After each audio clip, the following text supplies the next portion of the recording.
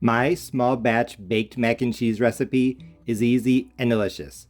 With a big enough portion for 1 or 2 people, this dish has all the flavor of the old-fashioned favorite, but with none of the leftovers. Let's go over the ingredients. I'm making mine in a regular size loaf pan, so I went ahead and I already boiled 4 ounces of dry pasta, 112 grams, which cooked makes about 2 cups. And it looks shiny because I melted in 1 tablespoon of butter. For the cheese, I'm using 8 ounces of sharp cheddar, 6 ounces for the casserole, and 2 ounces for the topping.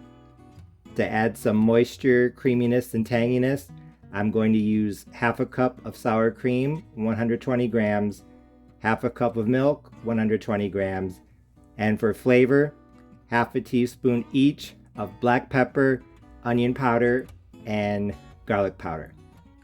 For the topping, like I said, 2 ounces of the shredded sharp cheddar cheese, 2 tablespoons of sour cream, and 1/8 of a teaspoon each of black pepper, garlic powder, and onion powder. My loaf pan is already well buttered, the pasta is cooked, my oven is preheated, so all I have to do is put everything together and then put it in the oven to bake. So I'm going to start off with just a little bit of cheese on the bottom. There. Then I'm going to start off with a layer of pasta. This recipe is based on my southern style baked mac and cheese casseroles. No roux is required. All we're literally doing is layering the pasta with the cheese and everything. So it's nice and simple. Some of the spices. Layer of cheese here. For the milk and the sour cream, I'm actually going to combine them now. Just stir them together. I almost forgot. I'm going to need 1 egg as well. Just gonna add this to the milk and sour cream mixture. When I make my baked mac and cheese in my 8x8 pan, sometimes I forget to add this custard until the end and I just pour it over the top, and it's fine, but I'm gonna go ahead and add some of this custard mixture now. A little more spice, more pasta. Now for the cheese. Like I said, I'm gonna end with the last pasta, so I'm gonna put the majority of the cheese that's here in the casserole. I'm gonna leave just a little bit off to the side for now, just in case I can't get an even top.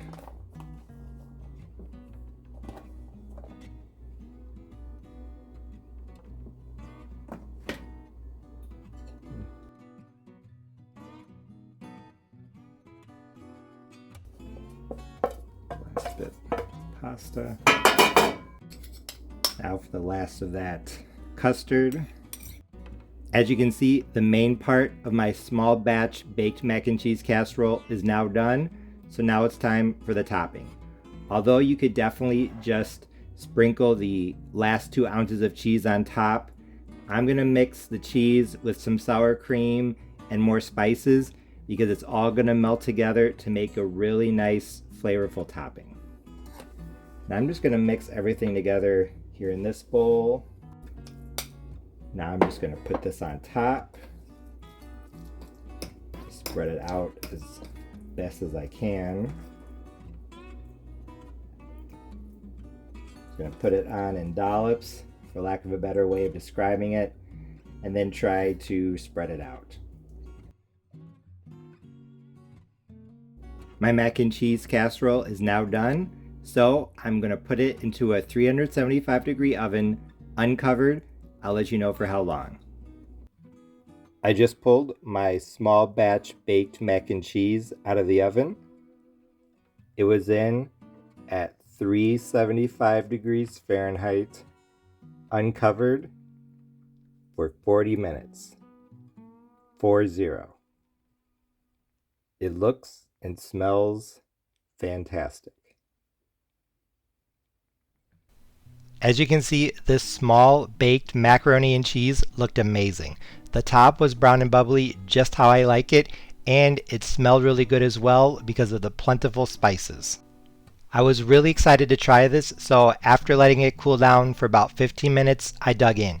And when I took the first bite, I knew that my small batch baked mac and cheese recipe was a big success because it was absolutely delicious. First, let's talk about the flavor. Just like my other baked macaroni and cheese casseroles that I've made here on my channel, this one was full of flavor. The sharp cheddar along with a bit of sour cream had this tanginess that really brought out the flavor of not only the cheese but also the spices. The spices played an important role as well, helping make sure that this was not bland in any way. Although you could definitely use regular pasta in this, I think that using whole wheat pasta added a slight nuttiness in the background that made the flavor profile even more interesting. I like the quantity of cheese as well. Now that I'm holding the first slice up to the camera, you can see that there's cheese all throughout the casserole, between the pieces of elbow noodles, inside of the elbow noodles, as well as that nice thick layer on top. You can also see that this piece is holding its shape very well now that it's cut, not only because of the plentiful amount of cheese, but also because of that egg mixed into the custard that's acting as a binding agent. This portion has some nice depth to it, so you can really sink your fork deep down into it and take off a satisfying bite. So even though this is a smaller version of the traditional dish, you can clearly see that my baked mac and cheese in a loaf pan recipe isn't missing anything. Even though I don't really have any complaints about this recipe, there is one thing I wanted to point out. As you can see from the video and photos, I thought that it had plenty of cheese, but at the same time, a little bit more probably wouldn't have hurt. This is more of a personal preference, and honestly, you can make it with just one 8-ounce block and it would be totally fine. But I think just 2 more ounces, or maybe even an extra half block if you want something super cheesy, would really take this to the next level. But like I said, 1 8-ounce block is fine. You can see this dish was definitely cheesy, so if you want to keep the recipe simple, 1 8-ounce block is all you truly need. One other thing I wanted to mention is the importance of the spices. Make sure that you add spices like garlic powder, onion powder, and black pepper to all layers of this casserole, to the cheese, to the pasta, everything. It's really going to make this super flavorful, and if you've never added spices to mac and cheese before, once you try it, there's no going back. In short, I thought that this small batch mac and cheese recipe was fantastic. It tasted great, it was cheesy, it was quick and easy to make with no roux. It's definitely one you need to try. So if you have a craving for comfort food and you don't want a lot of leftovers and you don't want to wait for the holidays, you can definitely make my baked mac and cheese for 2 in a loaf pan recipe to satisfy that craving. Whether it's for a quick lunch or a small Sunday dinner, this recipe is sure to be a hit. If you make it, I know you'll love it. As always, thanks for watching. See you next time.